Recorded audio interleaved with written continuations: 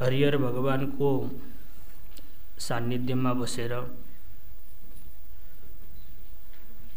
राष्ट्रसंत स्वामी परमानंद सरस्वती जी महाराज द्वारा कलेश्वर आश्रम सञ्चालन गरिरहेको बेलामा दिव्य झाँकीको दर्शन गर्नुभयो। यो पावन हरिहर क्षेत्र हो, यो क्षेत्रमा हरिहर मन्दिर हुनुपर्दछ भनेर अनि कलेश्वर आश्रम परम पूज्य स्वामीजीलाई प्रदान गरेर यो क्षेत्रमा राम भगवानले आएर यज्ञ गर्नुभएको थियो। त्यही क्षेत्रमा हरिहर मन्दिरको स्थापना गर्नुभयो। यस्तो परम पावन क्षेत्र जहाँ भगवान श्री रामले यज्ञ गर्नुभएको थियो, त्यो क्षेत्रमा भगवान रामका नै अनन्य उपासक राष्ट्रसंत स्वामी परमानंद सरस्वती जी महाराज द्वारा संस्थापित यो मन्दिरको प्रांगणमा बसेर हामीहरू भगवान रामलाई राम्रोसित वर्णन गरेको जो अध्यात्म रामायण छ, भगवान रामको आध्यात्मिक चिन्तन छ के कहीं भगवानको लीलाको चिन्तन धेरै छ। धेरै प्रकारका रामायणहरू छन्। कहीं भगवानको भक्तिको निरूपण धेरै छ, कहीं भगवानको आनन्दको निरूपण धेरै छ भने यहाँ भगवानको आध्यात्मिक स्वरूपको धेरै निरूपण भएको हुनाले यसलाई अध्यात्म रामायण भन्दछन्। यहाँ थोरै कहानी जो बताइएको छ यो त हजुरलाई तो भगवानको वास्तविक स्वरूपलाई दिनको लागि मिठो बनाएको मात्रै हो। यहाँ कुटेर मतलब रग रगमा यसका पंक्ति पंक्तिमा भगवानको आध्यात्मिक स्वरूपको चिन्तन भएको छ। हामी अगाडि प्रसङ्गमा प्राप्त गर्नेछौँ। हिजोसम्म हामीहरूले श्रवण गर्यौं भगवान रामको दिव्य आविर्भाव भयो।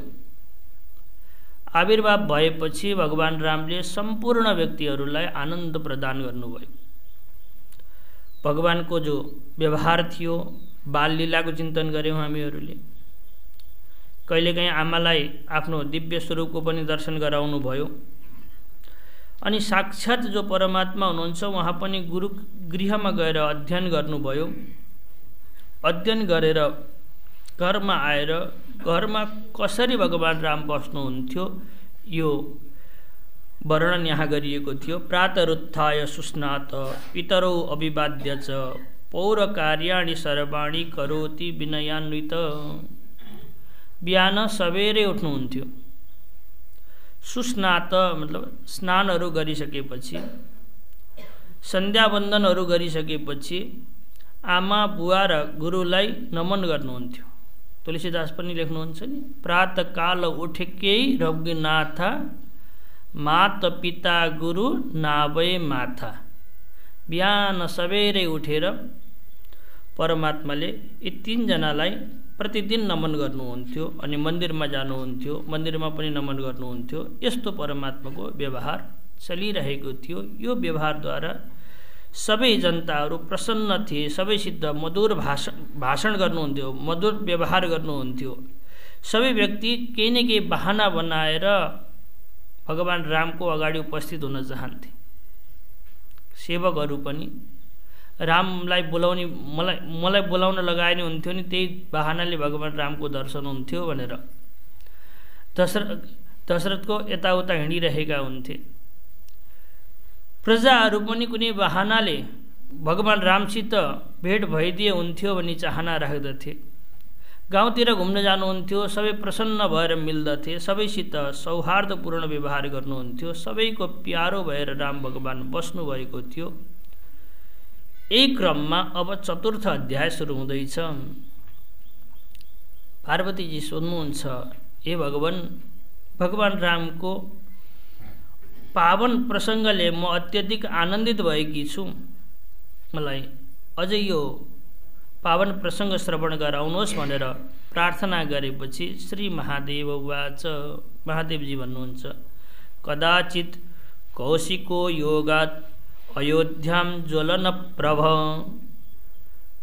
द्रष्टुं रामं परात्मानं जातं ज्ञात्वा स्वमायया। अयोध्या नगरबाट अलि टाढा विश्वामित्र जो गादीपुत्र हुनुहुन्थ्यो, उहाँले साधना गर्नुहुन्थ्यो, यज्ञ यज्ञादि गर्नुहुन्थ्यो। उहाँलाई थाहा भयो कि साक्षात सद्घन चितघन आनन्दघन परमात्मा आफ्नो मायाले गर्दा, स्वमाया भनेको आफ्नो मायाले गर्दा एउटा देदीप्यमान रूप धारण गरेर आउनुभएको छ भन्ने थाहा पाउनु। जसलाई मैले ध्यानमा यज्ञमा खोजिरहेको छु त्यो तत्त्व साक्षात आविर्भाव भएको छ, यस्तो श्रवण गरेपछि उहाँ भगवान रामको दर्शन गर्नको लागि आउनुभयो। वशिष्ठजी र विश्वामित्रजीको पुरानो दुश्मनी पनि छ, प्रतिस्पर्धा पनि छ, धेरै लामा लामा कथाहरू छन्। उहाँलाई लाग्यो वशिष्ठजीले नित्य निरन्तर पान गरिराख्नु भएको छ त्यो राम तत्त्वलाई अथवा रामको दिव्य स्वरूपलाई भने मैले पनि पान गर्नुपर्दछ, त्यो देदीप्यमान रूपलाई मैले पनि देख्नुपर्दछ भनेर द्रष्टुम रामम परात्मानम जातम ज्ञात्वा स्वमायया, आफ्नै मायाबाट आफ्नो माया वशीभूत बनाएर आफैले आफ्नो शरीर बनाएको थियो परमात्माले। त्यो शरीर कस्तो होला? हाम्रो शरीर आफैले बनाएका होइनौँ तर पनि यति राम्रो छ हो। हाम्रो अज्ञानले गर्दा बनेको इत्यादि इत्यादि, परमात्माले बनाइदिनु भएको इत्यादि इत्यादि, आमा बुवाले बनाइदिनु भएको इत्यादि इत्यादि, रजवीर्यबाट बनेका काम इत्यादि इत्यादि। तर पनि यति राम्रो छ भने परमात्माले आफ्नो रूप आफै बनाउनु भएको छ भने त्यो रूप कस्तो होला भनेर विश्वामित्र ऋषि भगवान रामको दर्शन गर्ने बहानाले अयोध्यातिर आउनुभयो। यहाँ चिन्तन गर्नुपर्दछ यी विश्वामित्र भनेका को हुन्? सम्पूर्ण विश्वलाई जसले मित्रवत व्यवहार गर्न सक्दछ त्यसलाई भन्दछन् विश्वामित्र। विश्वामित्र भनेका को रहेछन्? सम्पूर्ण जगतलाई जसले मित्रवत व्यवहार गर्न सक्दछ त्यसलाई भन्दछन् विश्वामित्र। कसरी सम्भव छ त नि यो विश्वामित्र बन्नलाई भन्दा आफ्ना इन्द्रिय राम्रा भए भने सबैलाई मित्र देखिन्छ अरे। आफ्ना इन्द्रिय राम्रा भएनन् भने कोही शत्रु देखिन्छ, कोही आफ्नो देखिन्छ, कोही पराय देखिन्छ, कोही राम्रो देखिन्छ, कोही नराम्रो देखिन्छ। के भयो भने आफ्ना इन्द्रिय नराम्रा भयो भने। इन्द्रिय राम्रा भए भने सम्पूर्ण जगतमा मित्र नै मित्र देखिन्छ हो। त्यही भएर भगवान शङ्कराचार्य भन्नुहुन्छ निजेन्द्रियाणि के सत्रवः सन्ति निजेन्द्रियाणि तान्येव मित्राणि जितानि यानि। संसारमा सबैभन्दा ठुला शत्रु को छन् भन्दा आफ्नै इन्द्रिय छन् के। यदि अव्यवस्थित छन् भने, नियन्त्रणमा छैनन् भने, कठोपनिषदले एउटा रूपकको कल्पना गर्दछ। इन्द्रियाणि हयान आऊ। इन्द्रिय भनेका त घोडा जस्ता हुन्। यी 10वटा इन्द्रिय भनेका त घोडा जस्ता हुन्। अनि मन के हो? लगाम हो। यो शरीर के हो? रथ हो। अनि यो रथमा बसेको रथीको हो, जीवात्मा हो। यदि इन्द्रियलाई स्वतन्त्र छोडिदिने हो भने, लगाम नखिच्ने हो भने, मनबाट तिनीहरूलाई नखिच्ने हो भने घोडाहरू कता दुगुर्छन्? खेतीतिर दुगुर्न थाल्दछन्। खेतीतिर घोडाहरू दुगुर्न थाल्यो भने रथ के गर्दछ? खाल्टा र गुल्टीमा पर्न थाल्दछ। अनि त्यहाँ बसेको जीवात्मा के गर्दछ? यता र उता ठक्कर खान्छ, लड्दछ, चोट खान्छ। तर जसका इन्द्रियहरू नियन्त्रित भएका छन्, जसले आफ्नो मनद्वारा इन्द्रियलाई नियमन गरेको छ, त्यो व्यक्तिले कहीँ पनि चोट खाँदैन भनेर भगवान भाष्यकार पनि त्यही कुरालाई भन्नुहुन्छ निजेन्द्रियाणि। अनि तान्येव मित्राणि, तिनी नै इन्द्रिय मित्र हुन् हाम्रा। सबैभन्दा ठुला मित्र भनेका हाम्रा नै इन्द्रिय हुन्। इन्द्रिय राम्रा भयो भने परमात्मालाई पनि जान्न सकिन्छ क्या। इन्द्रिय नराम्रो भयो भने जगतलाई प्राप्त गरिन्छ। त्यही भएर कबीरदास पनि भन्नुहुन्छ मन के हारे हार है, मन के जीते जीत, मन ही मिलावे राम से मन ही करे फजीत। मनले नै के गर्दछ परमात्मासित मिलन गराइदिन्छ, मनले नै के गर्दछ परमात्माबाट टाढा बनाइदिन्छ। तसर्थ यी हाम्रा इन्द्रिय नै के हुन् विश्वामित्र बन्छन्। कहिले सन्मार्गमा लागेका छन् भने हामीले सबैलाई परमात्मा देख्न सक्दछौँ, सबैमा परमात्मा देख्न सक्दछौँ, अनि हामी पनि विश्वामित्र बन्न सक्दछौँ। हो, यी विश्वामित्र भइसकेपछि सबैतिर परमात्मा देख्ने सबैलाई मित्र देख्ने सामर्थ्य आइसकेपछि त्यो व्यक्ति बल्ल परमात्मा दर्शनको लागि अभिमुख हुन्छ। हाम्रा इन्द्रिय नै सबैतिर परमात्मा देख्ने अथवा सबैलाई मित्र देख्ने भावना आयो भने अनि बल्ल परमात्मा दर्शनको लागि अभिमुख हुन्छ। तसर्थ यो मित्रको ठुलो महत्ता गाइएको छ। अजात शत्रव भन्नेको छ भागवतमा। कस्तो हुनुपर्दछ, तपाईँको शत्रु उत्पन्नै नभएको होस् यस्तो हुनुहोस् कि अरे यो दुनियाँमा तपाईँको शत्रु नै हुनु हुँदैन। ध्यान दिनुहोस्, एकजना मान्छे पनि तपाईँको कीर्तिको गान गर्नेवाला छ भने तपाईँलाई स्वर्गबाट कसैले हटाउन सक्दैन। एकजना मान्छे पनि त्यो मान्छे राम्रो थियो, खुब यज्ञ गादी गरेको थियो, अथवा धर्मशाला उसैले बनाएको थियो इत्यादि प्रकारले तपाईँको गान गर्ने व्यक्ति एकजना पनि छ भने त्यो दिनसम्म स्वर्गबाट कसैले पनि हटाउन सक्दैन। पुराणहरूमा प्रसिद्ध छ कहानीहरू। एउटा कुनै राजा थिए, राजालाई इन्द्रले भने तिम्रो दिन सकियो जाऊ। राजाले भने मैले यत्र यत्र यज्ञ गरेको थिएँ, सकिएको छैन होला। म जान्न, गर सोध तिमीले, मेरो कीर्तिको गान गर्ने व्यक्ति अझै पनि हुनुपर्दछ भनेर राजाले इन्द्रलाई भनेपछि इन्द्रले भने यति विश्वासित भनेको छ अझै पठाउनु पर्यो भनेर आफ्ना व्यक्तिहरूलाई पठाए। कसैले कोही छ यिनको गुणगान गाउने, अनि हिमालयमा बसेका सिद्ध महर्षिहरूसित हजारौं वर्षदेखि साधना गरेका सिद्धहरूलाई गएर सोधियो। सोद्धाखेरि उनले भने मभन्दा पनि उनले धेरै जानेका छन्, त्यहाँ जाऊ। मलाई त याद छैन। त्यहाँ गए, फेरि उनले नि वहाँ पठाए। हुँदै हुँदै अन्तिममा यो पृथ्वीलाई धारण गरेको कछुवाबाट गए उनी सोध्नको लागि।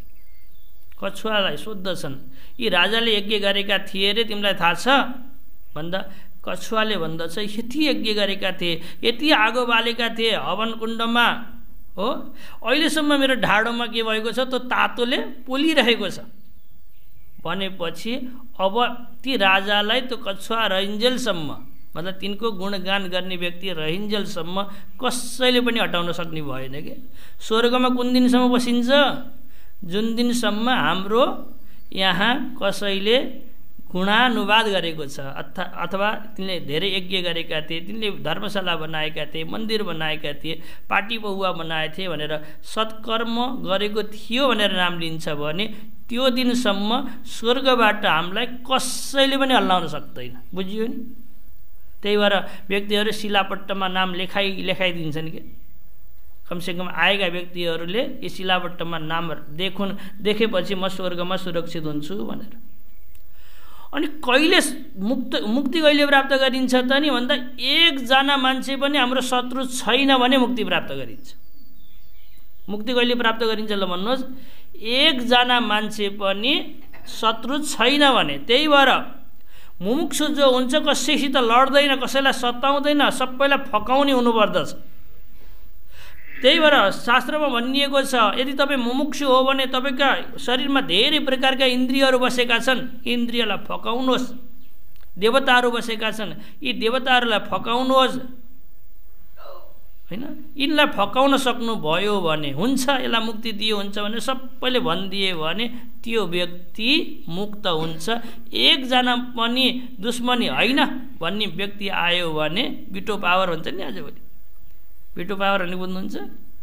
कतिवटा देशका एउटा सङ्गठन बनेको छ, त्यसमा एउटा देशले पनि हुन्न भन्यो भने रोकियो कि सबै 20वटा 30वटा कतिवटा छन् तिनीहरूका देशहरू, तिनमा एकजना व्यक्तिले पनि निषेध गर्यो भने निषेध भयो। त्यहाँ बहुमतको कुरा हुँदैन। तसर्थ सन्नु मित्र सम्वरुण भनेको हामीले प्रार्थना गर्दछौँ। हे मित्र, तिमीलाई पनि प्रार्थना छ, तिमी पनि मेरो सहयोगी बन। हे अमित्र, तिमी पनि सहयोगी बन, वेदले पनि भन्दछ। हो, एउटा विदेशमा एउटा सुकरात नामका प्रसिद्ध दार्शनिक भए। उनले व्यवहार गरिरहँदा कुनै व्यक्तिसित झगडा भयो। झगडा भएपछि अर्को व्यक्तिले सुकरातलाई भन्यो, भोलि बेलुकासम्म मैले तिमीलाई मारिनँ भने म जीवित रहन्न। के घोषणा गर्यो उसले? भोलि बेलुकासम्म मैले तिमीलाई मारिनँ भने म जीवित रहन्न भनेपछि सुकरातले घोषणा गरे, ओहो मेरो शत्रु पनि एउटा रहेछ। उनले भन्छन्, आज बेलुकासम्म मैले तिमीलाई मित्र बनाउन सकिनँ भने म रहन्न। ल हेर्नुहोस् त के भन्छन् उनले, आज बेलुकासम्म मैले तिमीलाई के बनाउन सकिनँ? मित्र बनाउन सकिनँ भने म यो धरामा जीवित रहेको मेरो काम नै हुँदैन, तसर्थ म जीवित रहन्न भने। त्यही भएर शास्त्रहरू भन्दछन्, बुद्ध भगवान भन्नुहुन्छ, अक्रोधेन जयत क्रोधम। सहन गरेर पनि उसलाई आफ्नो बनाउनुहोस् के। उसले हानेको छ भने कति दिन पो हान्ला? गान्धीले भन्दछ नि, एउटा कसैले थप्पड हानेको थियो गालामा, अर्को गाला अगाडि गरिदिनु, यसमा नि हान। उसले हान्न सकेन। किन भन्दाखेरि अक्रोधद्वारा, क्रोध गरेका भए, किन हानिस् भने लडाइँ गरेका भए पक्कै पनि उसले अझै 10-12 मुक्का हान्दथ्यो। विदेशमा पढ्न भनेर गएका त्यो ट्रेनमा भएको घटना हो। अनि उसले के भने, अर्को गाला नि हान भनेपछि उसले हान्न सकेन, छोडिदियो। यसरी पनि आफ्नो बनाउनुहोस् है। सबै व्यक्ति आफ्ना भए भने अनि बल्ल हामी मुक्तिपथका अनुगामी हुन्छौँ, परमात्मातिर बढ्न सक्दछौँ। त्यही भएर विश्वामित्र बनिसकेपछि बल्ल परमात्मा जान्न सकिन्छ, परमात्मालाई जान्ने अभिलाषा हुन्छ। तसर्थ विश्वामित्रजी द्रष्टुम रामम परात्मानम, त्यो परमात्मालाई जान्नको लागि अगाडि बढ्नु। विश्वामित्र आएको देखेपछि दशरथजी प्रसन्न हुनुभयो। ओहो, राम भगवान मेरो घरमा आविर्भाव भएपछि यस्ता ठुला ठुला ऋषिहरू पनि मेरो घरमा आउन थाले हो। सबै व्यक्तिहरू मेरो घरमा आउन थालेका छन्। यो घर अत्यधिक पवित्र हुने भयो। पहिला बोलाउँदा पनि आउँदैनथे, अहिले बोलाउनै परेको छैन। आफै दृष्ट्वा दशरथो राजा प्रत्युत्थाय अचिरेण, त्यो अत्यधिक प्रसन्न भएर उठेर राजाले विश्वामित्रको सत्कार गर्नुभयो हो। वशिष्ठेन समागम्य पूजयित्वा यथाविधि, अनि वशिष्ठजीलाई बोलाउनु भयो। गुरुदेव, हाम्रो घरमा महान सिद्ध योगी विश्वामित्र आउनुभएको छ, उहाँलाई हजुरले राम्रोसित जान्नुहुन्छ। हजुरले नै उहाँलाई ब्रह्मर्षि भनेर घोषणा गरेपछि ब्रह्मर्षि बन्नुभएको हो। किन प्रसिद्धि छ नि, ब्रह्मर्षि बन्ने इच्छा भयो विश्वामित्रलाई, तर राजर्षि आदि सबै पद दिनुभयो ब्रह्माजीले, तर ब्रह्मर्षि दिँदै दिनु भने। उनले खुब साधना गरे, धेरै महादेवलाई पनि साधना गरे, ब्रह्मलाई साधना गरे, कसै गरेर पनि प्राप्त भएन। यदि वशिष्ठले तिमीलाई ब्रह्मर्षि भने तिमी ब्रह्मर्षि हुन्छ, नत्र भने हुँदैनौ भनेर घोषणा गरिदिनु भयो। अनि वशिष्ठलाई आएर खुब फगाएका छन्, सम्झाएका छन्, मलाई ब्रह्मर्षि भनिदिनु पर्यो भनेर।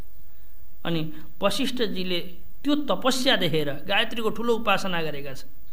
क्षत्रिय हुँदै पनि, राजाका छोरा हुँदै पनि गायत्रीको साधना गरेर ब्रह्मर्षि भनेका हुन् कि। ब्रह्मर्षि भनेको बुझ्नुहुन्छ? एउटा हुन्छ देवर्षि, एउटा हुन्छ राजर्षि, एउटा हुन्छ ब्रह्मर्षि, एउटा हुन्छ महर्षि। धेरै प्रकारका ऋषि हुन्छन् कि। देवता हुँदै परमात्मालाई जान्यो भने त्यसलाई भन्छन् देवर्षि। देवर्षि नारद भन्छौँ नि हामीले। राजा इन्द्र देवर्षि होइनन् कि, देवता त हुन् तर परमात्मालाई जानेका छैनन्। देवता हुँदै परमात्मालाई जान्यो भने देवर्षि, अनि राजा हुँदै क्षत्रिय भएर पनि परमात्मालाई जान्यो भने राजर्षि हो। अनि ब्राह्मण भएर परमात्मालाई जान्यो भने ब्रह्मर्षि। अब क्षत्रिय थिए, अब कसरी ब्रह्मर्षि बन्ने? यति धेरै गायत्रीको उपासना गरे, उनी क्षत्रियबाट ब्राह्मण बनेर वशिष्ठजीले नि तिमी यति ठुलो गायत्रीको उपासना गर्ने व्यक्ति तिमी ब्राह्मण नै हौ भनेर ब्रह्मर्षिको उपाधिबाट विभूषित गरिएका विश्वामित्र स्वयं आउनुभएको छ। हे गुरुदेव, गर विधिवत पूजन गरेर सत्कार गर्नु पर्यो, आउनुहोस् भनेर वशिष्ठलाई बोलाएर धुमधामसित विश्वामित्रको पूजन गर्नु। पूजन गरेपछि दशरथलाई लाग्यो मेरा 4 पुत्र छन्, यत्रा महान सिद्ध सन्त आएका छन्, यिनको दर्शन गराउनु पर्दछ भनेर बोलाउनु भयो। अभिवाद्य मुनिम राजा प्राञ्जलेर भक्ति नम्र दियो, छोराहरूमा सन्तप्रति झुक्ने बानी बसाल्नु पर्दछ भनेर। यो ठुलो तागत हो, हामी राम्रो मान्दैनौँ, आफू झुकिहाले पनि छोराहरूलाई झुक्नुपर्छ भनेर संस्कार सिकाउँदैनौँ, तर यो सबैभन्दा ठुलो तागत हो। एउटा मार्कण्डेय नामका व्यक्ति उत्पन्न भए, उनका बुवा ज्योतिषी थिए कि आफै धेरै साधना गरेर धेरै उपासना गरेर औषधि सेवन गरेर पुत्र उत्पन्न भएको थियो। एक दिन आफै पञ्चाङ्ग कुण्डली बनाउँदै थिए, कुण्डली बनाउँदा बनाउँदै ग्रह गोचर यस्ता ठाउँमा गएर बसे, जम्मा 5 वर्षको आयु रहेछ। कति वर्षको? 5 वर्षको आयु रहेछ। ओहो, बल्ल र तल्ल छोरो पाएँ भने प्रसन्न भएको, जम्मा 5 वर्षको आयु रहेछ। कान्छा तँलाई पढेर केही फाइदा छैन, यो चोकमा बस। यो चोकबाट हिँडेका जति पनि सन्त हुन्छन् तिनीहरूको नमन गर्ने गर। त्यो सन्त दर्शनले तँलाई बचायो भने बचाउँछ, नत्र भने दुनियाँमा तँलाई बचाउने होला कोही छैन, किनकि तेरा ग्रह गोचर अत्यधिक बिग्रिएका छन्। आफै हेर्नुभएको कि अरूले हेरेर झुक्काएको होइन। अनि चोकमा लगेर राखिदिनु भयो। जति पनि महात्मा आउँथे ती साना बालक दुकुर्दै गएर नमन गर्दथे। जति पनि त्यही बाटोबाट एक दिन सप्तर्षिहरू जाँदै थिए। हो, सप्तर्षिहरूले नमन गरेपछि सबैलाई आशीर्वाद दिन्थे नि, चिरायु भव सौभाग्य इत्यादि इत्यादि आशीर्वाद दिन्थे। मार्कण्डेयलाई पनि आशीर्वाद दिए, चिरञ्जीवी भव भनेर। चिरञ्जीवी भव भनेर आशीर्वाद दिएपछि उनी अब कालक्रममा लामो लडाइँ छ, यमराजसम्म लडाइँ भयो। कहाँ के अरे चिरञ्जीवी हुनसक्छ, उसका ग्रह गोचर ठिक छैन भन्दा भगवान् महादेव नै अगाडि आउनु पर्यो, हो, बचाउनु भयो, उसलाई चिरञ्जीवी बनाइदिनु भयो। त्यही भएर 8वटा चिरञ्जीवीमा मार्कण्डेय पनि छन् कि। यो किन पाए, कसरी पाए उनले भन्दा अभिवादन गरेर। त्यही भएर भनिन्छ अभिवादनशीलस्य नित्यं वृद्धोपसेविन चत्वारि तस्य वर्धन्ते आयु विद्या यशः बलम। 4वटा चिज चाहिएको छ भने आयु विद्या यश बल।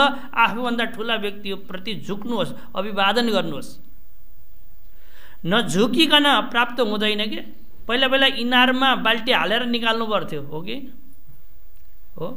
अनि त्यो बाल्टी जति झुक्दछ त्यति धेरै पानी लिएर आउँथ्यो। यो याद छ हजुरहरूलाई? अब त देख्न पनि पाइन्न, भन्न पनि पाइन्न हालिदिनुपर्छ। कहाँको इनार, कहाँको बाल्टी कसरी हाल्ने, हो। हजुरहरूलाई हामीलाई त अभ्यास छ नि। इनारभित्र बाल्टी झुक्यो भने पाउँथ्यो कि पाउँथेन? त्यस्तै प्रकारले जो सन्तहरूसित झुक्न सिकेको छ त्यसले अथाह सम्पदा प्राप्त गर्दछ भन्ने जानेर दशरथले आफ्ना राम लक्ष्मण भरत शत्रुघ्नलाई बोलाउनुहुन्छ, आऊ नमन गर। त्यसपछि दशरथजीले प्रार्थना गर्नुहुन्छ, भगवान् तपाईँ किन आउनुभयो? आउनलाई कुनै प्रयोजन छ भने मलाई बताउनुहोस्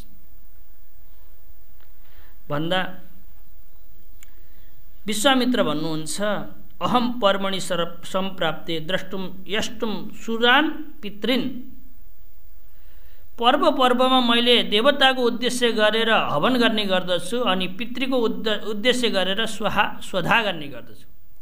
देवताको उद्देश्य गरेर स्वाहा अनि पितृको उद्देश्य गरेर स्वधा अनि ब्राह्मणको उद्देश्य गरेर आहा। एउटा 3टा हुन्छ नि, यी 3टा भगवानका मुख हुन्। एउटा ब्राह्मणको मुख हो, एउटा स्वधा हो, स्वधा भनेर पितर रूपी भगवानलाई दिइन्छ, स्वाहा भनेर ब्राह्मण रूपी भगवानलाई दिइन्छ, अनि आहा ब्राह्मणले भने कति मिठो आहा भन्यो भने त्यो भगवानले प्राप्त गर्नुहुन्छ। त्यही भएर सुरान पितृन् मतलब देवताहरूको र पितरको उपासना गर्ने गर्दछु। जहिले पनि म यो साधना गर्न बस्दछु। 2टा राक्षसहरू छन्, मारिच र सुबाहु नाम गरेका, र तिनका अनुचरहरू पनि छन्, तिनीहरूले आएर खुब सताउँदछ। मलाई यी 2टा यज्ञ गर्न दिएका छैन। शास्त्र भन्दछ न विप्रपादोदक कर्दमानी न वेद शास्त्र ध्वनिगर्जितानि स्वाहा स्वधाकार विवर्जितानि श्मशान तुल्यानि गृहाणि तानि। के भन्दछ? जुनको घरमा ब्राह्मण आएर हिलो बनाएका छैनन् अरे। विप्र चरण परेर ब्राह्मणको साधक ब्राह्मणहरूको चरण परेर जसको घर हिलो भएको छैन, मतलब जो आएका छैन। न विप्रपादोदक कर्दमानी न वेद शास्त्र ध्वनि गर्जितानी, जुन घरमा वेद शास्त्रको ध्वनि गुन्जायमान हुँदैन। अनि स्वाहा अनि स्वधा, तर्पणहरू दिँदैन, पितृहरूलाई पिण्डपानी गर्दैन, अनि देवताको उद्देश्यले स्वाहा गर्दैन भने स्वाहा स्वधाकार विवर्जितानी श्मशान तुल्याणी गृहाणी तानी, त्यो घर भनेको त मसान घाट जस्तो हो अरे। घरलाई घर बनाउनको लागि, मसान घाटबाट राम्रो बनाउनको लागि यो पेन्टिङ एन्टिङ सेन्टिङ केही गर्नु पर्दैन, ठुला ठुला पिल्लर हाल्नु पर्दैन। के गर्नुपर्छ? सानी झुपडी भए पनि जसमा आएका अतिथि अभ्यागतले सम्मान पाउनु पर्दछ, स्वाहा स्वदाकार हुनुपर्दछ, वेद वेदाङ्गका बाणीहरू गुन्जायमान हुनुपर्दछ। यस्तो घर छ भने त्यसलाई बल्ल गृह भन्दछन्, नत्र भने भन्दैन। मेरो सिद्ध आश्रम बनाएको छु, त्यो आश्रमलाई आश्रम बनाउनको लागि स्वाहा स्वधा गर्न जरुरी छ। हे भगवान्, यी मारिच र सुबाहु नाम गरेका दुईटा अनुचर छन्, उनका अनुचरहरूले पनि मिलेर मलाई यज्ञ गर्न दिएका छैनन्। तसर्थ हे भगवान्, हजुरले कृपा गरिदिनु पर्यो, ये राम र लक्ष्मणलाई दिनु पर्यो। यिनीहरूद्वारा म ती मारिच र सुबाहुको उद्धार गर्न चाहन्छु भनेपछि दशरथजी अत्यधिक दुखी हुनुभयो। हे राजन, राज्य माग्नुहोस्, धन माग्नुहोस्, सम्पदा माग्नुहोस्, सबै चिज माग्नुहोस्, म त्यो अहिले भर्खरै सङ्कल्प गरेर दिन्छु, म कहीँ निषेध गर्दिनँ। तपाईँले प्राण माग्नुभयो भने पनि प्राण पनि समर्पण गरिदिन्छु, तर यो राम र लक्ष्मण माग्नुभयो भने मैले कसरी दिन सक्छु? म सक्दिनँ भगवान्। यो राम लक्ष्मण, किनकि यति सुकुमार छन् यिनी राम लक्ष्मण, ती कठोर कहाँ निशिचर त्यस्ता राक्षसहरू अत्यधिक कठोर छन्, अनि यिनीहरू अत्यधिक सुकुमार छन्। यिनी दुईटाको युद्ध कहाँ सुहाउँछ र प्रभु? यो नमाग्नुहोस्, यसलाई छोडेर अरू जे माग्न चाहनुहुन्छ त्यही माग्नुहोस् भनेर यहाँ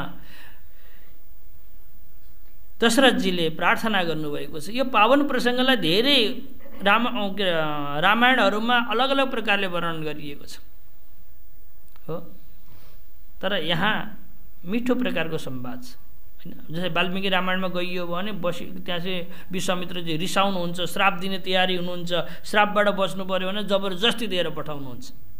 यस्तो खाले वाल्मीकि रामायण आदिमा चिन्तन छ भने यहाँ त्यस्तो हुँदैन। यहाँ के हुन्छ भने वसिष्ठेन समामन्त्र्य दीयताम यदि रोचते, हे दशरथ, यदि तपाईँलाई राम्रो लाग्छ भने यदि रोचते वशिष्ठसित चर्चा परिचर्चा गर्नुहोस् अनि बल्ल निर्णय लिनु होला है। एक्लै निर्णय गर्नुभयो भने, आफ्नो बुद्धिले निर्णय गर्नुभयो भने दिन्न भन्नुहुन्छ, किनकि तपाईँले राम र लक्ष्मणलाई चिन्नु भएको छैन, बुझ्नु भएको छैन हो। यदि वशिष्ठसित गएर चर्चा परिचर्चा गर्नुहोस्, वशिष्ठले पनि होइन पठाउनु हुन्न इत्यादि भनिदिनु भयो भने मलाई केही दुःख छैन, फर्केर जान्छु। तर निर्णय गर्ने बेला वशिष्ठजीलाई सोधेर मात्रै निर्णय गर्नु होला है। शास्त्र भन्दछ मतयः यत्र गच्छन्ति तत्र गच्छन्ति वानरा, शास्त्राणि यत्र गच्छन्ति तत्र गच्छन्ति ते नरा। यो बाँदर हुन्छ नि, बन्दर। बानरको स्वभाव के हुन्छ? मती जस्तो छ, बुद्धिले जहाँ जहाँ भनेको छ, जे खा भनेको छ, जे गर भनेको छ त्यही गर्न थाल्यो भने त्यसलाई भन्छन् बाँदर। बाँदर केलाई भन्दा रहेछन्?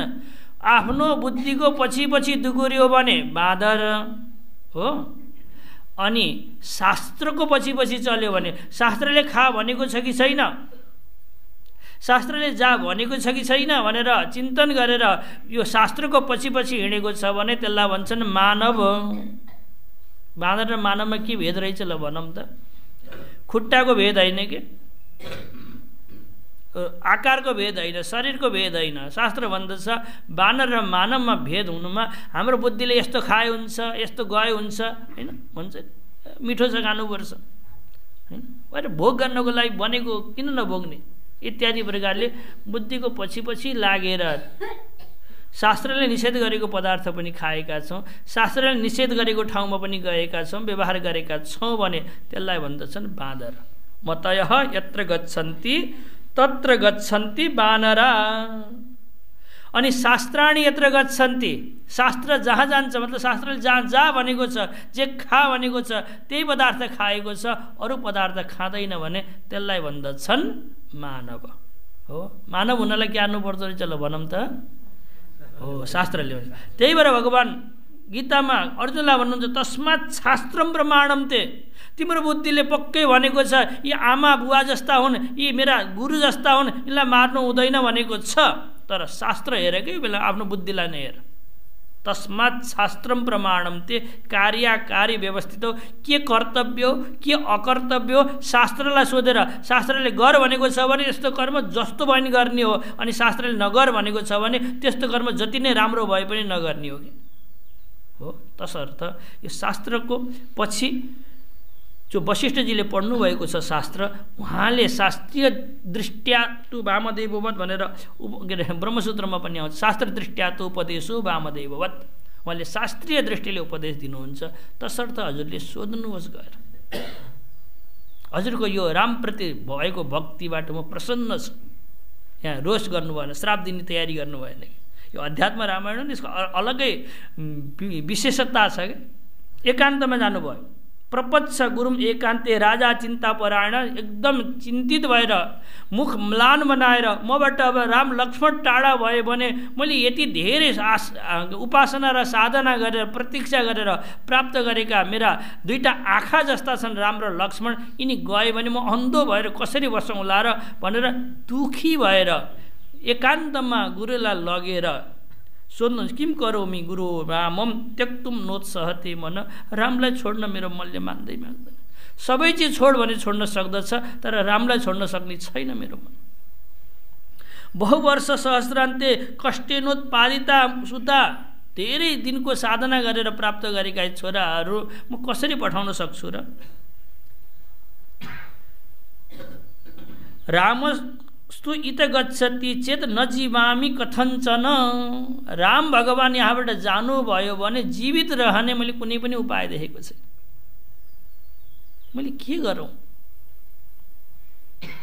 यदि मैले निषेध गएँ भने यी सामान्य ऋषि होइनन्, विश्वामित्र हुन्, तिनले श्राप दिएर नजाने के हो के गर्न सक्दछन्। अब मैले के गरौँ? म धर्म सङ्कटमा परेँ गुरुदेव, हजुरले जे भन्नुहुन्छ म त्यही गर्छु भनेर गुरुको शरणमा गएपछि वशिष्ठ उवाच शृणु राजन् देवगुह्यं गोपनीयं प्रयत्नत, रामो न मानुषो जात परमात्मा सनातन।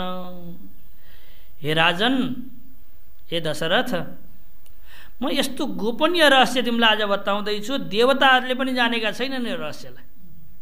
देवताले जानेका भए भगवानको परीक्षा लिन आउँथे र? हैन। देवता मेरो पूजा बन्द गरियो भनेर इन्द्र के गरे? वर्षा बनेर वर्षालाई आदेश दिएर खुब वर्षा गरेका थिए, भगवान श्रीकृष्णका भक्तहरूलाई सताउँदछु भनेर भगवानले कान्छी उमलामा गोवर्धन पर्वत धारण गरेर पुरा गोपीहरूको रक्षा गर्नुभयो। ब्रह्माजीलाई लाग्यो यी श्रीकृष्ण परमात्मा कसरी हुन सक्छन्? ग्वालबालहरूको जुठो खाइरहेका छन्, उनीसित खेलिरहेका छन्, नाचिरहेका छन्, यो सद्घन चितघन आनन्दघन ब्रह्म त हुन सक्दैन। रोएको देखेको छु, भोक लाग्यो भनेर चिल्लाएको देखेको छु, यहाँसम्म कि न हात धुनु छ न केही गर्नु छ, गाई चराइरहेको बेलामा ग्वालाले ल्याएको जुठो पनि खान तयार हुन्छ। यो परमात्मा होइन। विचार गर्नु पर्यो भने परीक्षा लिन आउनुभयो, के गर्नुभयो हजुरहरूलाई थाहा छ। सबै ग्वालबाललाई चोरेर लानुभयो, यता परमात्मा सबै ग्वालबाल बनेर बसिदिनु भयो।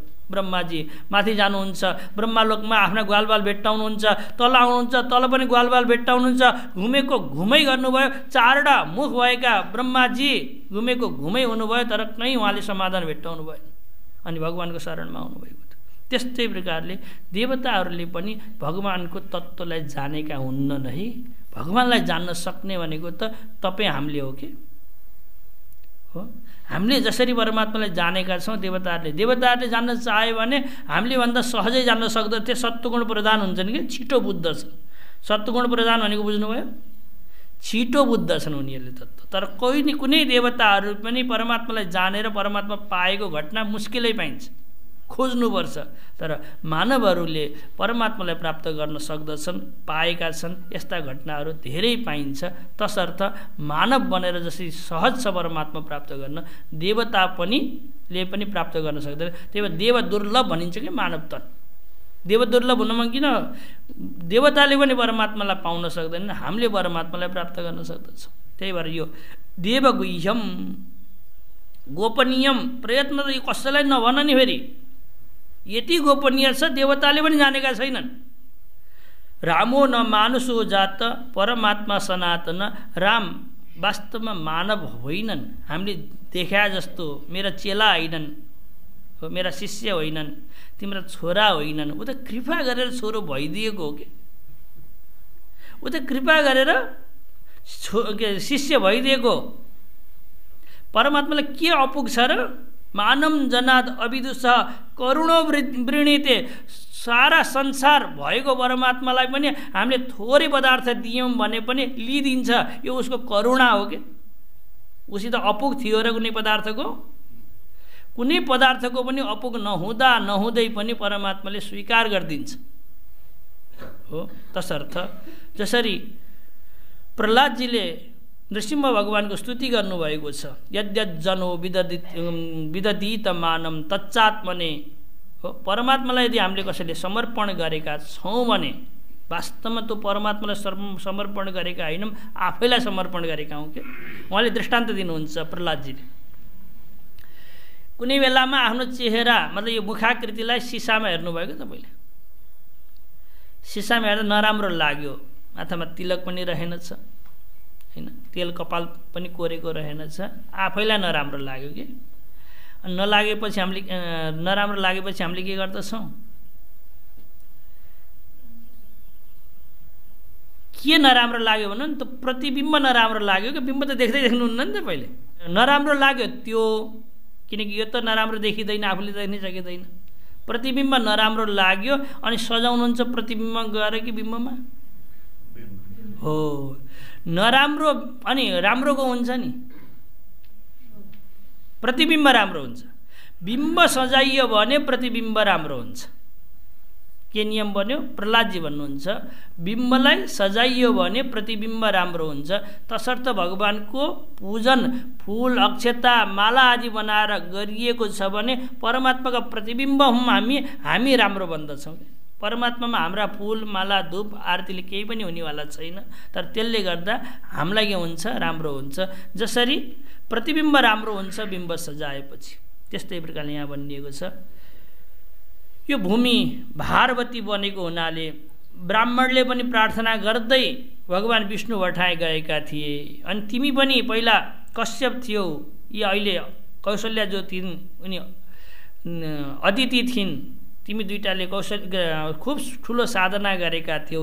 यो साधनाले गर्दा र ब्रह्माजीको प्रार्थनाले गर्दा त्यो सद्घन चितघन आनन्दघन परब्रह्म परमात्मा नै तिम्रो छोरो बनेर मेरो चेलो बनेर उपस्थित भएको झैँ गरेको। वास्तवमा यो तिम्रो छोरो पनि होइन, मेरो चेलो पनि होइन भनेर वशिष्ठजीले लामो यहाँ प्रसङ्गसित सम्झाउनु भएको छ। यति गर्दा पनि दशरथको चित्त शान्त भएन। अनि उहाँले भन्नुहुन्छ योग माया, परमात्मा कि योग माया सीता बनेर जनक नन्दनी बनेर उत्पन्न हुनुभएको छ हो। अब तिम्रा छोराहरू ठुला भइसकेका छन्, विवाह गर्ने तयारी छ कि छैन?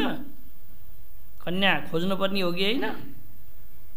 ती योग मायासित संयोजन गराउनको लागि, मिलन गराउनको लागि अथवा विवाह गराउनको लागि यी विश्वामित्र लिन आएका हुन् भनेपछि ओहो, मेरो राम भगवानको विवाह त गर्ने बेला भएको थियो, मलाई पनि याद आएको थिएन।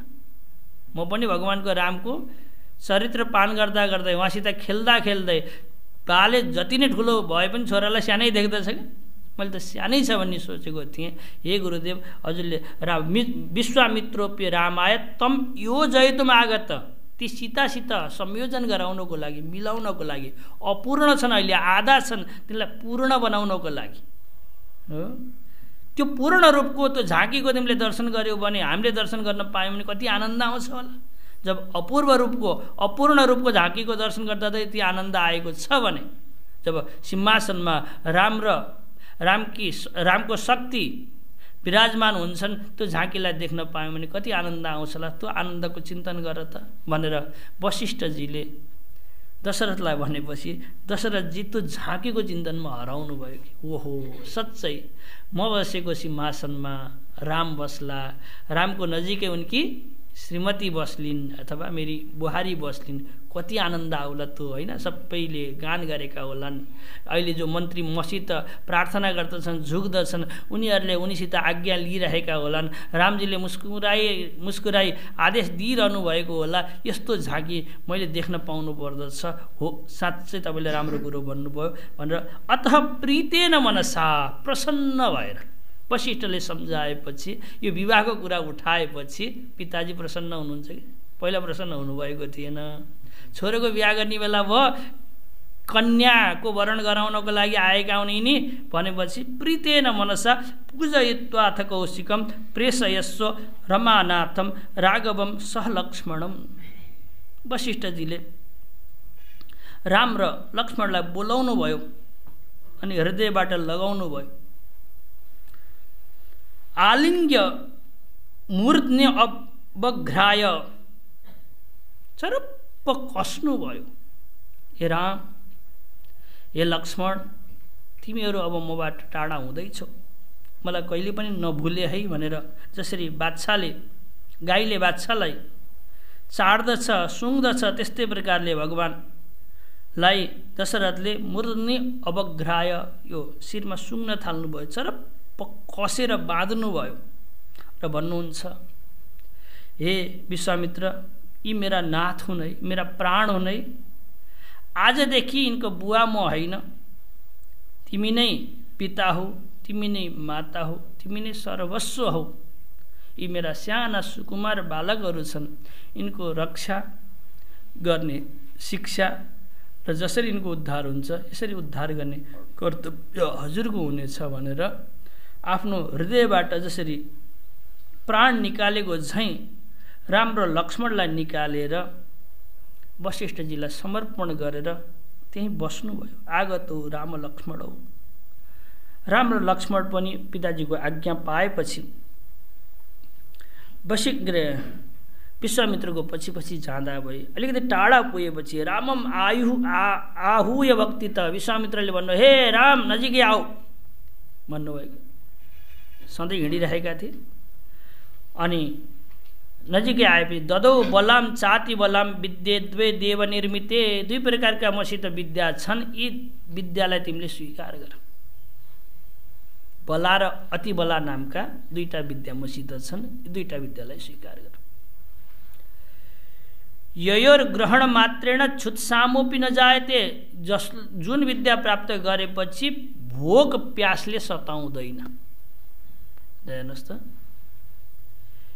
इन्द्रिय यति विश्वामित्र भए भने तिनले यस्तो विद्या प्राप्त गर्दछन् जसलाई बला र अति बला भन्दछन् अनि भोक प्यासले सताउँदैन कि। अहिले त हामीलाई खुब भोक प्यासले सताएको छ। भोक प्यासले भन्दा पनि त मिठोले सताएको छ, मिठो चाहियो भन्ने सताएको छ हो। इन्द्रिय विश्वामित्र बनेर रामतिर हिँडेका छन् भने, रामका भएका छन् भने त्यहाँ यो उदरपूर्तिको मात्रै, जीवन धारणका मात्रै काम हुन्छन्, त्यहाँ मिठो र नमिठो भन्ने हुँदैन। त्यहाँ के हुन्छ, शारीरका व्यवहार जतिले चल्दछ त्यही भएर छुत्सामोपि न जायते, भोक प्यासले सताउँदैन, मिठो खोज्दैन तिम्रो। अब जङ्गलमा नजाने के पाइन्छ के पाइन्छ होइन। यस्तो विद्या दिँदैछु मैले, यो विद्या प्राप्त गरेपछि अब राजमहलमा पाइने दिव्य भोगहरूको नपाइँदा पनि तिमी जङ्गलका कन्दमूलमा पनि आनन्दित हुनेछौ हो। सामान्य बिस्तारा पनि तिमीलाई मखमली बिस्तारा मतलब राम्रो बिस्तारा जस्तो अनुभव हुनेछ भनेर दुई प्रकारका विशेष प्रकारका विद्याहरू प्रदान गरेपछि अलि अगाडि बढ्नुभयो। अगाडि बढेपछि तत्रास्ति ताटका नाम राक्षसी कामरूपिणी। यी ताटका नामकी एउटा राक्षिणी छन्। आफ्नो मनले जस्तो चाहन्छन् त्यस्तै रूप धारण गर्दछन्। अनि यहाँबाट हिँडेका जति पनि साधु सन्तहरू छन्, जति पनि धर्मात्मा पुण्यात्माहरू छन्, तिनलाई खुब सताउने काम गर्दछन्। बाधते लोकम अखिलम जहि ताम अविचारयन्, तिनीहरूलाई तपाईँले नष्ट गरिदिनुहोस् भनेर राम भगवानलाई आग्रह गर्नुहुन्छ विश्वामित्रजीले। राम भगवान भन्नुहुन्छ, मैले शास्त्रमा पढेको छु स्त्रीमाथि हात उठाउनु हुँदैन भनेर। मैले आफ्ना बुवाहरूबाट गुरुहरूबाट सुनेको छु। हो, लिङ्ग पुराणमा त यहाँसम्म आएको छ, एकदमै नराम्रो काम गर्दै गरेकी स्त्री छन् भने पनि तिनको पनि हिंसा नगर है, हत्या नगर है भनेर भनेको देखेको छु गुरुदेव।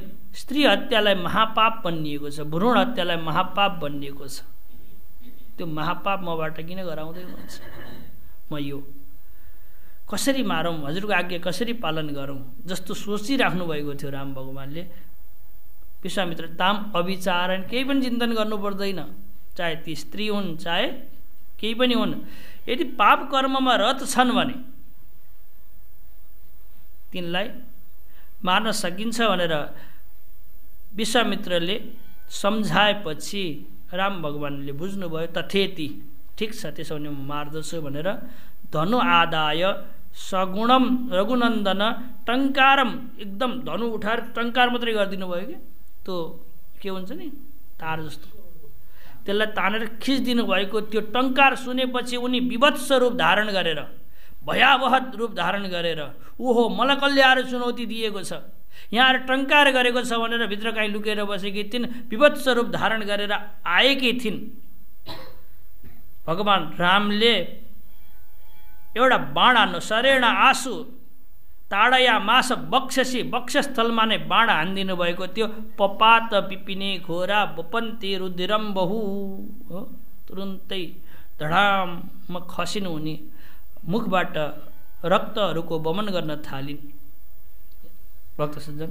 अनि ततः अति सुन्दरी, त्यो शरीर नष्ट भएपछि त्यहाँबाट अत्यधिक सुन्दर एउटा रूप उत्पन्न भयो। यक्षी सर्वाभरण भूषिता, है, म त सापद्वारा शापित थिएँ, हे भगवान् राम, हजुरले मलाई आज उद्धार गरिदिनु भयो भनेर राम भगवानलाई प्रार्थना गरेकी छन्। नत्वा रामम परिक्रम्य, हो, ती ताटका भन्ने व्यक्तिले यहाँ बुझ्नु पर्दछ, बला र अति बला विद्या प्राप्त गरिसकेपछि व्यक्तिहरूमा आलस्य आउँछ कि के आउँदछ? आलस्य आउँछ। त्यो आलस्यले के गर्दछ? तटमा नै राख्दछ। ताटका भनेको तट शब्दबाट बन्दछ, भित्र घुस्न दिँदैन कि, परमात्मातिर घुस्नै दिँदैन, तटमै बसेको बसै गर्दछ। यी दुःख र जन्जालहरूलाई हेरेर मात्रै बस्दछ, जानिरहेको छ, यसैमा अल्झिरहेको छ, यहाँबाट अगाडि बढ्नै दिँदैन, किनकि विद्या प्राप्त गरेको छ नि उसले। त्यसले जीवनको मतलब जीविकोपार्जन गर्नको लागि केही कमाउन सकेको छ, अनि त्यो अगाडि परमात्मातिर बढ्दै बढ्दैन। बुझ्नुभयो? त्यही भएर यसलाई तट भनेको, तट शब्दबाट ताटका भन्छ क्या। एउटा व्यक्ति थिए, निद्रा लागेको जस्तो छ, कहानी सुनाउनु पऱ्यो। एउटा व्यक्ति रहेछन्, उनी समुद्रको किनारमा गएर बसेछन् कि, कपडा खोलेका छन्, नौनी जस्तो भाव गरेर कपडा खोलेर एकतिर राखेका छन्। अनि त्यो जाडोको बेलामा समुद्रमा त्यतिकै हावा चल्दछ, ठिँडो गरेर बसेका रहेछ। नजिकै एउटा डाँडो थियो, डाँडोमा एउटा महात्माले भजन गरेका बसेका रहेछन् त्यही समुद्रतिर हेरेर। बिहानै आएको मान्छे दिनभरि गाडेको छ, काँपेर बसिरहेको छ, लगलग काँपेर बसेको छ। के गर्न आएको होला यो मान्छे, अहिलेसम्म गएको छैन भनेर उनी दिउँसोतिर झरे। सोध्नु पर्यो मान्छेलाई, को रहेछ यो मान्छे भनेर। अनि आएर सोध्दछन्, है त को होस्, किन आएको होस् भन्दा म नुहाउन आएको हुँ अरे। अरे नुहाउने भए त नुहान भन्दा उसले भन्छ लहरहरू आएका छन् कि, तरङ्गहरू आएका छन् समुद्रमा, तरङ्ग बन्द भयो भने नम्ला भनेर बसेको हुँ अरे। के भन्छ उसले? यी तरङ्ग बन्द भयो भने एउटा तरङ्ग आउँछ, अब नुहाउन जान्छु भन्दा फेरि अर्को तरङ्ग आइरहेको हुन्छ कि हो कि। यस्तै प्रकारले हामी पनि तटमै बसेका छौँ के भयो भने भजन गरौँला भनेर बसेका छौँ। ल भन्नुहोस् त, यो काम सकेपछि त भजनै गर्ने हो भनेको होइन र? कतिवटा सङ्कल्प भयो तपाईँले आफै चिन्तन गर्नु, मलाई नभन्नुहोस्। यो काम सकेपछि त म भजनै गर्छु भनेर पहिला भन्नुभयो, विवाह गरेपछि भजन गर्छु भनेर भजन गर्नुभयो होइन। छोरो जन्मिनु पऱ्यो, छोरो जन्मेपछि त भजनै गर्ने, अरू त केही गर्दिनँ भनेको होइन। अनि छोरो पनि जन्मियो, भजन भयो। अनि त्यसपछि होइन छोरोको नोकरी त लगाइदिनु पऱ्यो, विवाह त गरिदिनु पऱ्यो। यस्ता धेरै प्रकारले भन्दै आउनुभयो। त्यस्तै प्रकारले दुनियाँबाट लहर आइरहेका हुन्छन्। यो लहर आउँदा आउँदै गएर डुबुल्की लगाउन सकियो भने ताटेकालाई नष्ट गर्न सकियो, तटपनलाई नष्ट गर्न सकियो होइन भनेर तटमा नै बसिरहियो भने त कहिले पनि परमात्मा प्राप्त हुन सक्दैन। बुझ्नुभयो? यो आलस्य कहिले पनि यो ताटकाको रूप आलस्य भनिएको छ। यो म अब यति भए पुगिहाल्छ, अरू के चाहियो र? यति भए मलाई खाना पुगिहाल्छ, सरकारी नोकरी छ इत्यादि इत्यादि, यति कमाउने बाटो छँदैछ, खाना पुगिहाल्छ, मलाई के चाहियो र? खाना र आएको जस्तो सोच्दछ कि उसले आफूले के गर्न आएको जस्तो सोच्दछ? खान अनि सुत्न आएको जस्तो सोच्दछ। सुत्ने व्यवस्था भइहाल्यो, घर बनिहाल्यो, यति भएपछि खाना पुगिहाल्छ, अरू के चाहियो र भनेर बस्नु नै यो ताटका हो। यो ताटका पहिला अत्यधिक नराम्री थिइन्, भगवान्ले टङ्कार गर्नुभयो, अझ विवत्स बनिन्। भगवान्ले एउटा दुईवटा आपत्तिहरू दिनुहुन्छ के, टङ्कार गर्नुहुन्छ, ओइ भजन गर्न भनेर याद दिलाउनुहुन्छ। उसले मैले यति राम्रो गर्दा त मलाई राम्रो भएको छ, अझै गर्दिनँ भनेर झन् बसिदिन्छ कि। आलस्यले विवत्स रूप धारण गर्यो भनेको के हो भने अझै आलस्य भयो भनेको हो क्या। राम्रो मान्छे राम्रो भयो भनेको अझै राम्रो भयो, नराम्रो मान्छे नराम्रो भयो भनेको अझै नराम्रो भयो भनेको हो कि। त्यस्तै बेला विवत्स रूप धारण गरेकी थिए। तर भगवान् रामको शरणमा पुगिसकेपछि पहिला काम नगरिकन बस्थ्यो भने नराम्रो थियो।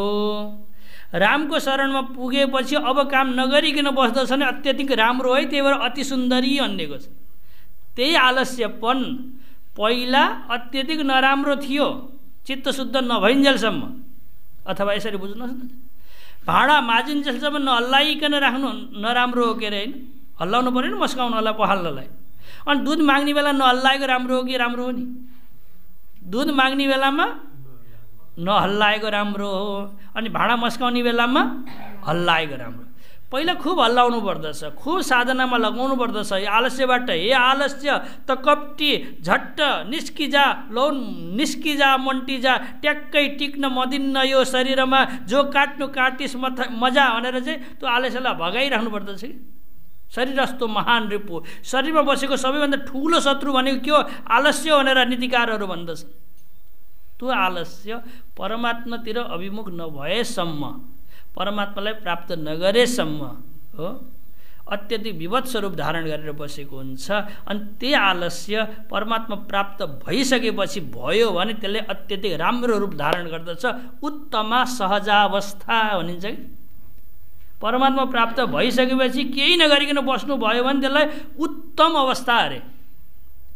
मध्यमा ध्यान धारणा, परमात्मा प्राप्त भइसके ध्यान धारण गर्नु भने त मध्यम हो अरे।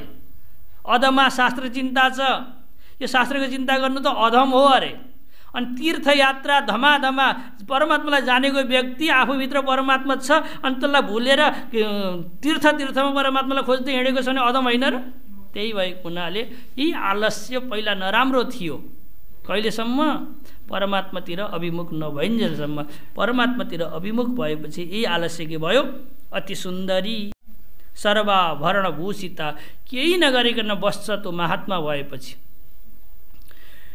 गुरुकुल पनि चलाउँदैन इत्यादि। अब यहाँ भन्दा नराम्रो हुन्छ, केही नगरिकन थुपुक्क बस्दछ भने महात्मा भइसकेपछि त्यो जति राम्रो त कुनै पनि होइन हो।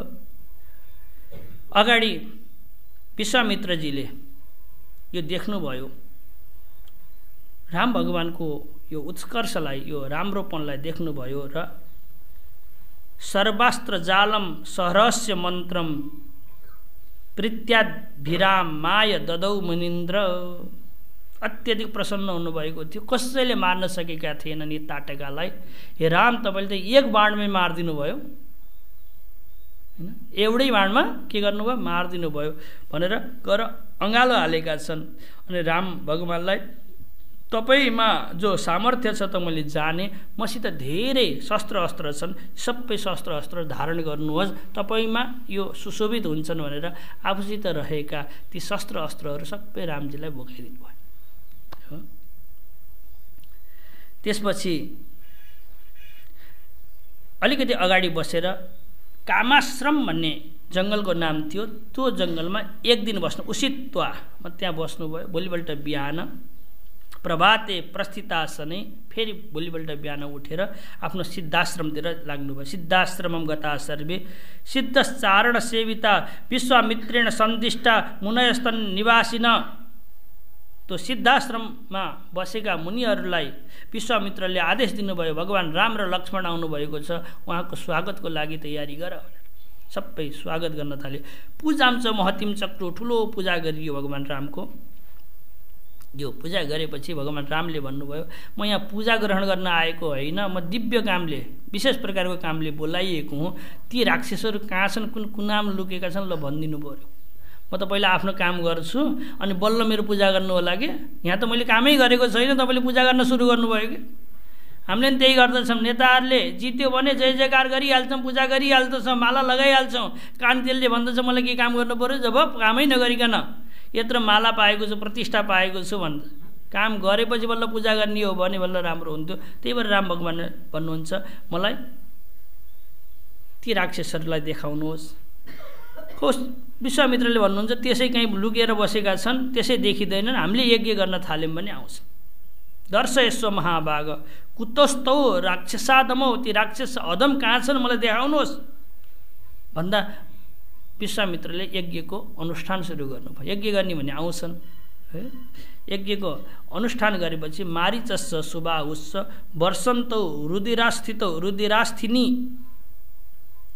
मारिच र सुबाहुले यज्ञलाई विध्वंस गर्नको लागि रगत र मांसका ती लोथ्राहरू वर्षा गर्न थाले।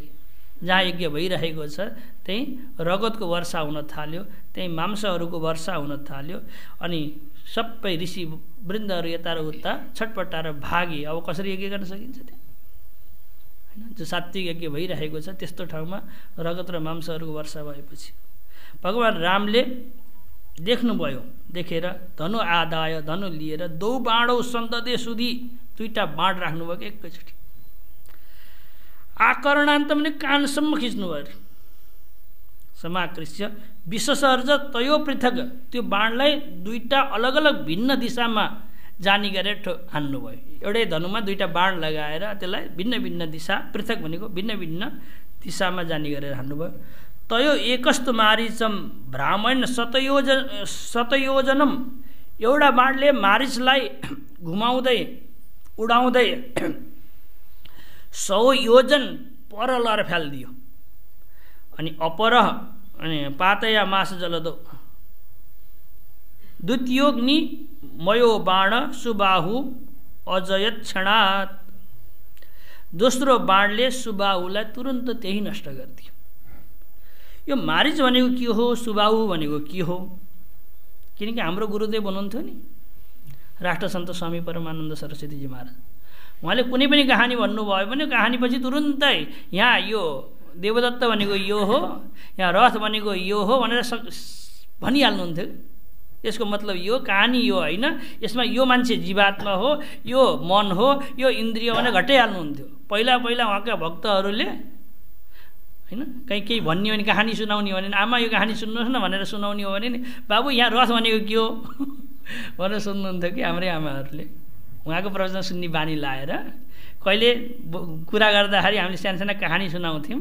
त्यो कहानी सुनाउँदा नि यहाँ रथ भनेको के हो, घोडा भनेको के हो, कुन जीवात्मा हो, कुन परमात्मा हो भनेर सुन्। त्यस्तै प्रकारले मैले पनि यो दार्शनिक प्रवचन भन्दाखेरि यस्ता चिजहरू लिएर आउनु पर्दछ। गुरु महाराजको नै छत्रछायामा हुर्किएको हुनाले यहाँ मारिच भनेको वासना हो कि, अनि सुबाहु भनेको अहङ्कार। मारीच भनेको के हो? वासना हो। अनि सुबाहु भनेको अभिमान। कसले गरेको भन्दाखेरि हात उठाउँछ कि मैले गरेको भन्छ हैन। यो बाहु भनेको हातलाई भन्छ नि सुबाहु। मैले गरेको भनेर अभिमान गर्नको लागि के उठाउँछ? हात उठाउँछ। त्यही भएर बाहु भनेको के अनि मारीच भनेको के नि? वासना हो। भगवान रामले के गर्नुभयो भने मारीचलाई टाढा फाल्नुभयो, सुबाहुलाई नष्ट गर्नुभयो। अहङ्कार त हाम्रो नष्ट हुन्छ साधनामा लाग्यौँ भने, तर वासना नष्ट हुँदैन। के हुँदैन? वासना नष्ट हुँदैन। म थोरै शब्दमा सम्झाउँछु। कहिलेकाहीँ रिस उठ्यो भने धन दौलत सबै अर्कालाई दान दिन्छौँ कि यस्तो हिम्मत आउँछ कहिलेकाहीँ, चाहिएन मलाई भनेर, कि छोरालाई कि ज्वाइँलाई दान दिन्छौँ होइन। तर एउटा के रहन्छ भने मैले दान दिएँ भन्ने भावना रहिराख्छ कि, त्यसलाई वासना भन्छ। एउटा बाबाजी हुनुहुन्थ्यो, यहीँ महात्माजी हुनुहुन्थ्यो, यहीँ गेटमा बसेर सधैँ कहानी सुनाउनुहुन्थ्यो कि के सम्झियोस्? हजुरहरूले धेरै बुझ्नुहुन्छ, धेरै व्याख्या गर्दिनँ। मैले सधैँ भन्ने गर्नुहुन्थ्यो, के सम्झियोस्? यत्रो धन सम्पदा कमाएको व्यक्ति हो, मैले 1 लात हानेर हिँडेको भनेर सधैँ सम्झाउने। खुब कमाउनु भयो, छोरा नातिलाई सबै दिएर अन्तिम अवस्थामा 2टा हातमा 2टा लौरो लिएर थरथर काँप्दै म महात्मा बन्छु, अब यहीँ बस्छु भनेर आउनुभयो। गुरु महाराज हुनुहुन्थ्यो, उहाँले स्वीकार गर्नुभयो, ठिकै छ। अनि बसिसकेपछि हाम्रो आश्रमको खाना पाउन पाएपछि त हृष्टपुष्ट भयो बुढा। अनि बुढाले त्यहीँ अहिले बेन्चीमा बसेर अनि सुनाउने हामीलाई कहानी, ए यता आइज भन्ने। के हो ल सुनाउँछु, मलाई के सोचिहास् होइन? मैले खुब कमाएको मान्छे हुँ अनि कमाएर लात हानेर हिँडेको। धेरै दिनपछि मैले के भने बा हजुरले लात त हान्नुभयो, लात लागेन कि हो, लात त हान्नुभयो होला तर लात लागेन, बुझ्नुभयो? त्यस्तै प्रकारले मैले छोडेँ भन्ने, छोड्न त सकिन्छ तर छोडेँ भन्ने भावना नष्ट हुन सक्दैन। यही अभिमानले हामीलाई नष्ट गर्दछ कि मैले त्याग गरेँ, म जति दानी, म जति त्यागी को छ र, योलाई भनिन्छ मारीच। यो अलि टाढा त जान्छ साधनामा लाग्नुभयो भने, तर नष्ट हुँदैन हो। अब मेरो भन्ने अभिमान त छैन, तर मैले दिएको भन्ने अभिमान छ कि। अब के छैन ल भन्नुहोस्? मेरो दान दिएपछि के हुन्छ भने अब मेरो भन्ने त छैन होइन। हाम्रोतिर चल्छ, तपाईँहरूतिर चल्छ चल्दैन? ती ज्वाइँलाई अथवा कसैलाई दिए भने त्यो साइकलमा चढ्न नि पाइन्न, त्यो खाटा बस्न नि पाइन्न, त्यो अङ्खाना पानी पिउन नि पाइन्न हो। हमेसा याद गरिराख्नुपर्छ कि मैले दिएको भनेर। दिदी बहिनीको घर गइयो भने हमेसा याद गर्नु कुन कुन सामान मैले दिएको भनेर। त्यो सामानमा खाइयो भने त बिग्रिन्छ भन्छन् है हाम्रोतिर। त्यस्तै प्रकारले मैले दिन सक्दछ व्यक्तिले, तर मैले दिएको हुँ यो। त्यही भएर शास्त्र भन्छ त्यज धर्मम अधर्मम च, धर्मलाई छोड अधर्मलाई छोड, उभे सत्यानृत्य त्यज, सत्यलाई पनि छोड अनृतलाई पनि छोड। तर अन्तिममा के भन्दछ भने उभे सत्यानृत्य त्यक्त्वा येनस् त्यजसी तत्यज। यो सबभन्दा ठुलो सूत्र हो, येनस् त्यजसी तत्यज।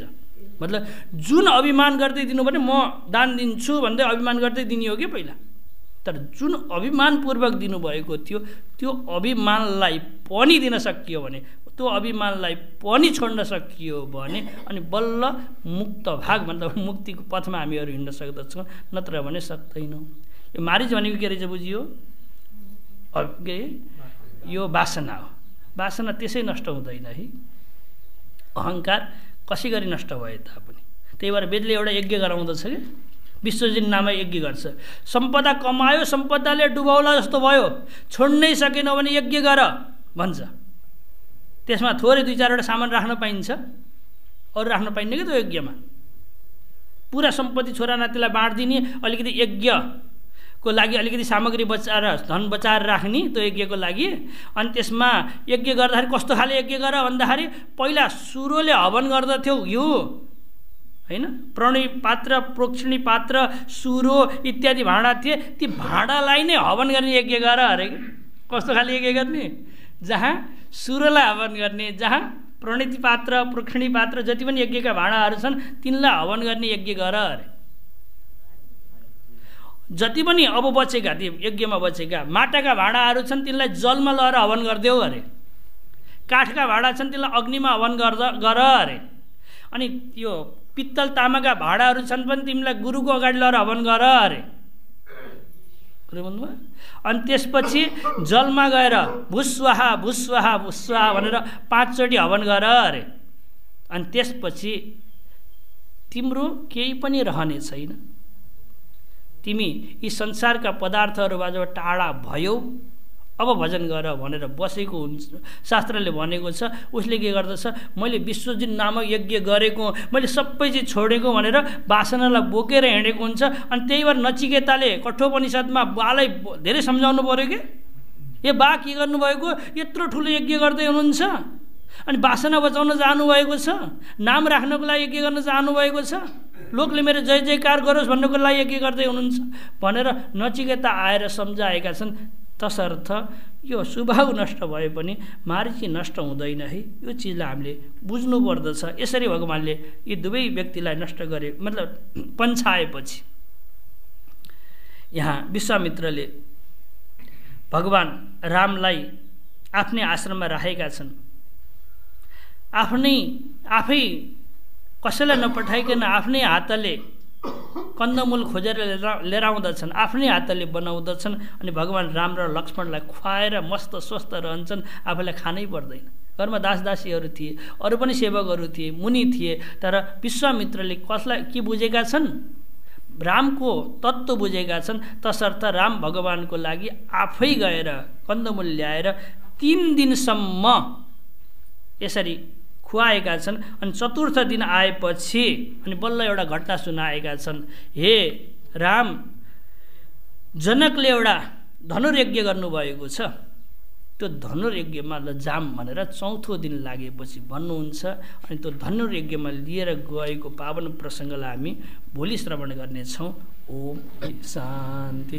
हरिहर भगवानको, सद्गुरुदेव भगवानको, राष्ट्रदेव पशुपतिनाथ भगवानको, गण्डकी माताको, देवघाट धामको।